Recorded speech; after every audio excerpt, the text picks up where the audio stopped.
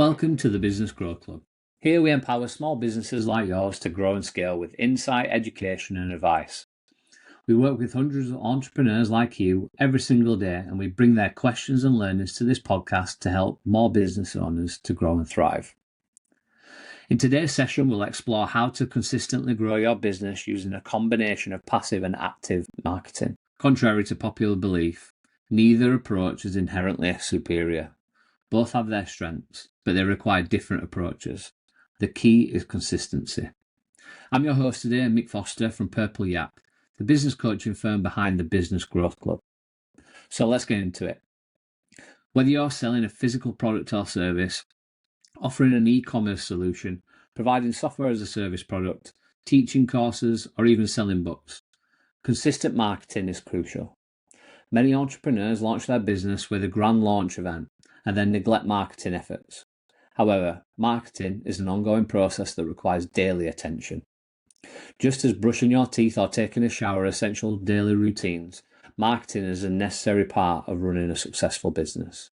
As you progress in your entrepreneurial journey, it's important to shift your focus from working harder to working smarter. The most valuable thing in life and business is time. Money can come and go. You can make more of it, but time is finite. And you can't get more once it's gone. So we need to be smart when we're using it. Every action you take in your business will have a different impact. Some strategies will yield significant results, while others may be less impactful. However, some are essential for maintaining traffic and growth. To begin, let's define passive and active marketing. Active marketing involves any marketing activity that requires physical presence or immediate involvement. On the other hand, passive marketing involves strategies that generate results without your constant direct involvement. So here are some examples of active marketing: speaking on a stage at an event, sponsoring an event, running a live webinar, etc. With all these initiatives, you're required to allocate a specific amount of time for each one. When you're not actively engaged in these activities, you won't see the desired results. For instance, if you're not on stage speaking at an event, you won't reap the benefits of your efforts. Similarly, if you're not a sponsor at an event, you won't experience the advantages of your involvement. The same applies to other platforms like live webinars and going live on Facebook or YouTube. I'm not suggesting that active marketing is a bad idea. In fact, it's quite powerful, and you can help make strong connections and close more deals.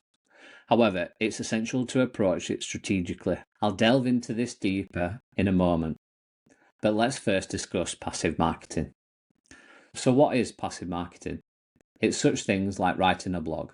Once you've written it, you can publish it, and it continues to reap benefits for years to come as people read it and consume it. People can read your post anytime, anywhere from today to next year. An email automation campaign is another example of passive marketing. When someone signs up to your newsletter, they receive a series of emails based on that action. This email sequence continues to work even if you're not present to provide that live support. Automated webinars are another passive marketing strategy. When someone signs up to your webinar, they watch it, receive the benefits, and see the offer. You can close a sale even if you're not there to assist them. Does this mean that passive marketing is the best marketing approach? It's certainly effective and has its place. It can help you tremendously, especially bringing in more business while you're sleeping. But it's not going to be the silver bullet to your business growth problems. But if I'm comparing one marketing activity that's passive versus active, I guarantee which one will perform better. However, I can tell you that you can do more of one than the other. And here's why and how. The key takeaway from today's session is that you need to maximize your passive marketing activities to ensure your marketing efforts continue even when you're away, such as during holidays, weekends, or even while you're sleeping.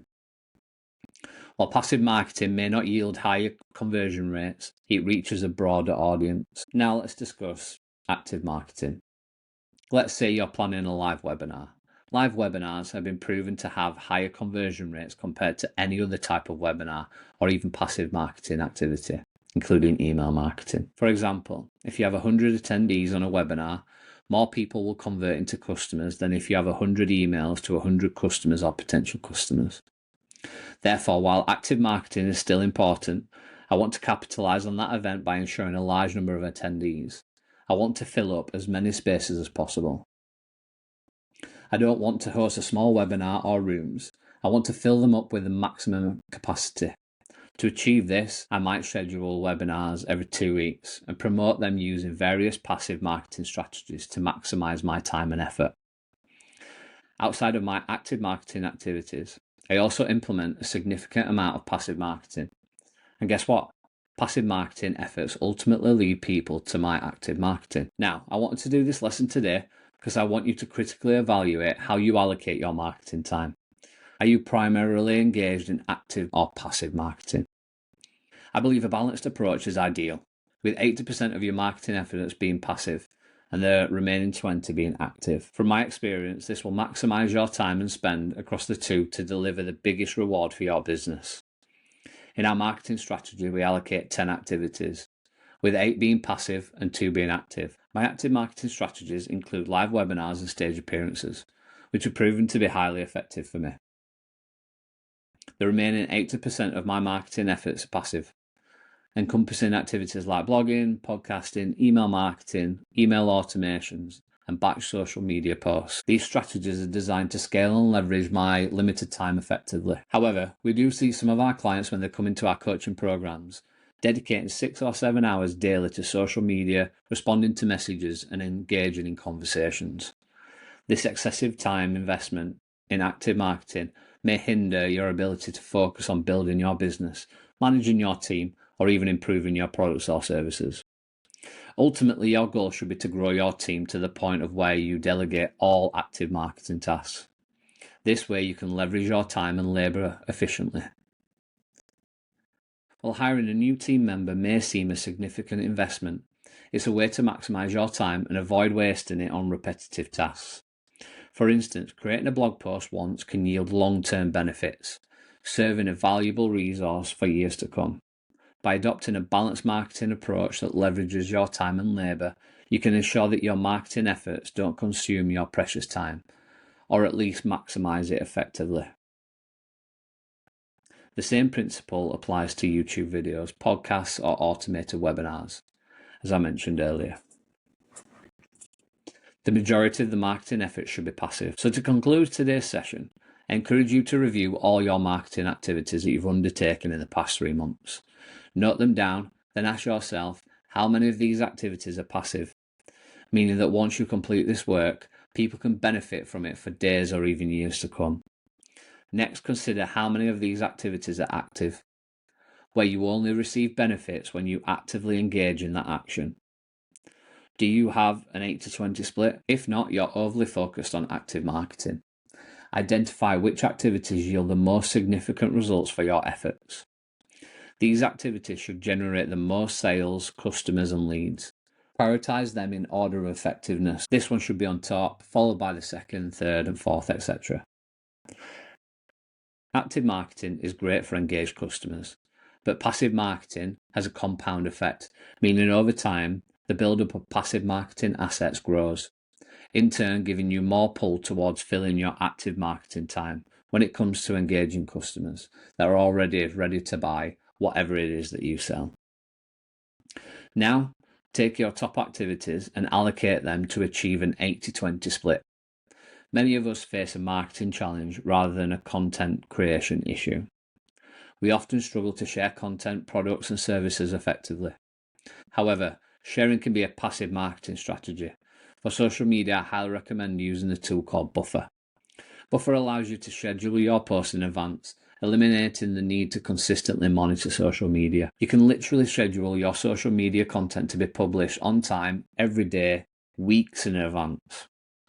This way, you can sit back and relax. If you're serious about leveraging passive marketing, consider dedicating an hour each week to schedule everything, and then avoid social media for weeks. Here at Purple Yak, we do 90% of our social media posting in 4 hours a month, right at the end of each month.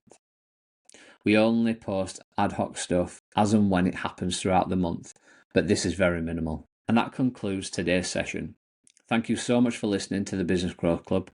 If you found today's session helpful or thought-provoking for your business, please subscribe right now and continue to listen to our podcast.